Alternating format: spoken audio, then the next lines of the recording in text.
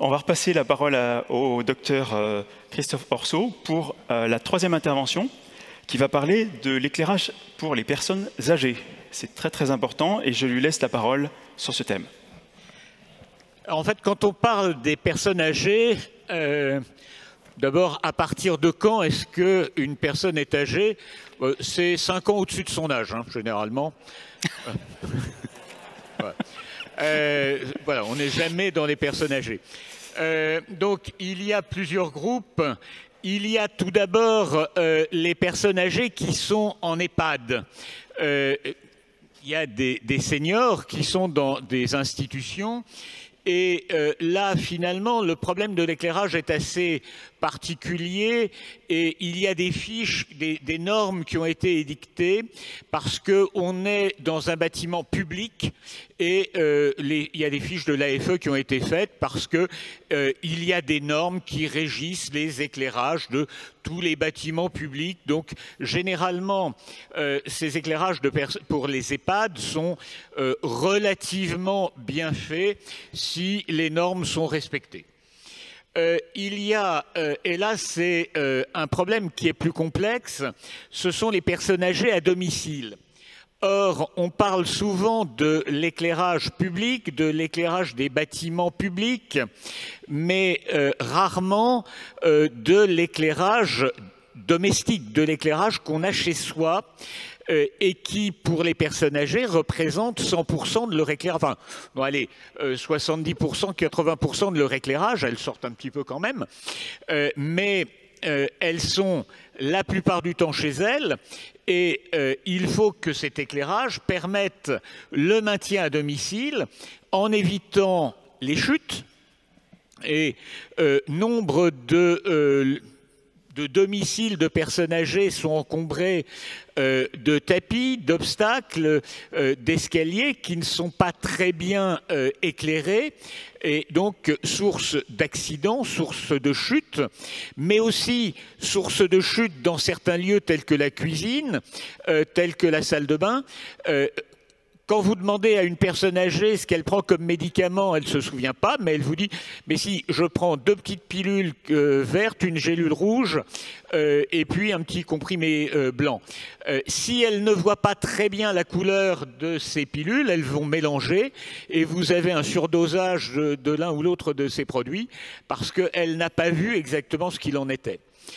Et puis elle ne voit pas donc des obstacles, quelque chose qui dépasse, un objet qui dépasse, et elle peut à la cuisine faire tomber une casserole.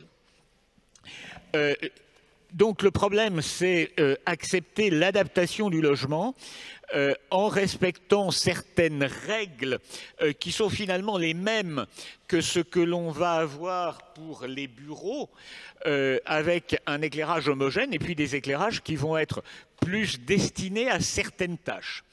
Et puis, il y a dans les personnes âgées, les persistants, il y a des personnes, je dirais, de plus de 65-70 ans qui continuent à travailler, qui ont une activité. Et on a vu que pour les bureaux, il faut augmenter l'intensité lumineuse en fonction de l'âge. Et puis, il y a un deuxième problème qui vient se greffer, qui est celui des pathologies. Parce que vous avez des pathologies où les gens risquent d'être éblouis. Par exemple, quand quelqu'un a une cataracte, on sait très bien que ça va augmenter l'éblouissement. C'est des gens qui vous disent quand je conduis, c'est assez compliqué. Quand je sors d'un tunnel pendant 20 secondes, je ne vois plus rien. Bon, à 130 sur l'autoroute, c'est quand même assez embêtant. Mais à domicile, c'est la même chose. D'autres pathologies nécessitent d'avoir une forte intensité. Ce sont toutes les pathologies qui touchent la vision centrale et notamment les dégénérescences maculaires liées à l'âge ou simplement les maculopathies liées à l'âge, le vieillissement normal qui nécessite d'avoir une lumière de plus forte intensité et donc de placer une lampe supplémentaire à côté du canapé qui va éclairer la zone de lecture. L'éclairage va dépendre donc dans le monde du travail du type d'activité pour les persistants. Je passe parce que c'est finalement ce que vous a dit Madame Morin tout à l'heure, simplement à adapter à des gens qui ont des besoins d'intensité lumineuse qui sont plus fortes.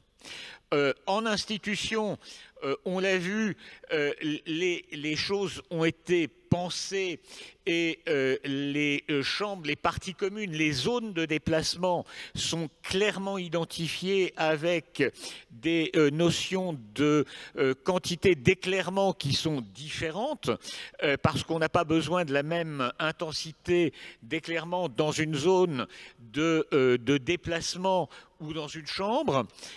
Donc les choses ont été faites, il faut que ça soit non éblouissant, suffisamment chaud pour le bien-être, parce qu'une lumière froide en permanence, ce qu'on appelle une lumière d'hôpital, ben ça finit par être totalement déprimant. Et puis pour le maintien à domicile, eh bien c'est quelque chose qui est extrêmement important et sur lequel il faut beaucoup travailler parce que c'est du domaine privé et les gens souvent ne veulent pas ou ont peur quand on est âgé de se lancer dans des travaux pour des questions de coût, pour la peur d'avoir des ouvriers chez soi pour changer l'éclairage. Et ce sont des personnes qui souvent n'ont pas conscience de mal voir. Et comme je l'ai déjà dit, c'est aggravé par certaines pathologies ophtalmologiques et probablement nous autres ophtalmologiques, nous sommes un petit peu coupables d'avoir un peu trop négligé ce côté. On va s'occuper du côté médical. On est capable d'opérer une cataracte, on est capable de traiter des pathologies, on est capable de traiter une dégénérescence maculaire liée à l'âge, et puis on renvoie les gens chez eux, souvent sans leur indiquer ce qui va être à faire, parce qu'il y a là un hiatus, c'est du domaine privé, c'est quelque chose que l'on ne voit pas. Alors, on avait fait l'an dernier ou il y a 2 ans, je ne sais plus, un petit film avec le CNSA qui est un organisme public qui s'occupe des personnes âgées et qui travaille en particulier sur le maintien des personnes âgées à domicile parce que c'est une cause un petit peu nationale et vous voyez que là il y a une dame qui est en train de préparer un dîner pour recevoir des amis. Et elle n'a pas vu qu'une casserole dépassait, elle l'a fait tomber. Vous imaginez bien, là pas de souci, mais elle aurait pu, si l'eau était bouillante, s'ébouillanter, donc elle part à l'hôpital et ça peut finir par un placement en institution parce qu'on va trouver qu'elle n'est plus capable d'être seule. C'est un petit peu compliqué. Alors ses amis âgés lui racontent qu'elles ont le même problème et l'une d'elles leur rappelle qu'elle s'est trompée récemment dans ses médicaments parce qu'elle n'a pas bien vu la couleur des médicaments dans le pilulier. Ça vous paraît amusant, mais c'est quotidien dans les services de gériatrie que des gens arrivent pour des surdosages parce qu'ils n'ont pas vu de quel médicament il s'agissait. Ils pensaient prendre un médicament, ils en ont pris un autre et ça a des conséquences qui peuvent mettre en jeu la vie de la personne. Et elle fait venir donc un éclairagiste qui lui indique ce qu'il faut faire, mettre des spots au plafond qui vont donner un éclairage plus diffus et puis un éclairage ponctuel au-dessus du plan de travail avec une chaleur plus forte pour bien voir ce qu'elle fait à cet endroit-là, en particulier si c'est la zone où elle découpe ses aliments, parce que là aussi, si vous ne voyez pas très bien où sont vos doigts et où est la carotte, vous risquez de confondre l'un et l'autre. Donc, ce maintien à domicile est ce travail sur l'éclairage domestique est quelque chose qui est, à mon avis, essentiel. Et on parle toujours en termes de lumière d'éclairage public, d'éclairage des rues, de l'éclairage des bureaux, de l'éclairage des lieux publics, mais on évoque rarement ce qui se passe à la maison et c'est parfois un lieu catastrophique. C'est peut-être moins grave pour les enfants, parce que ça bouge partout, ça va d'une pièce à l'autre. C'est moins grave pour les personnes, je dirais, entre 20 et 60 ans.